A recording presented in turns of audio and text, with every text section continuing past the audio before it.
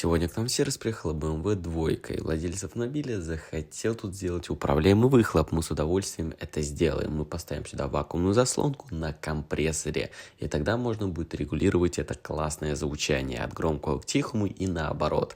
Двигатель тут 1,5 литра, давайте же послушаем, на что он способен.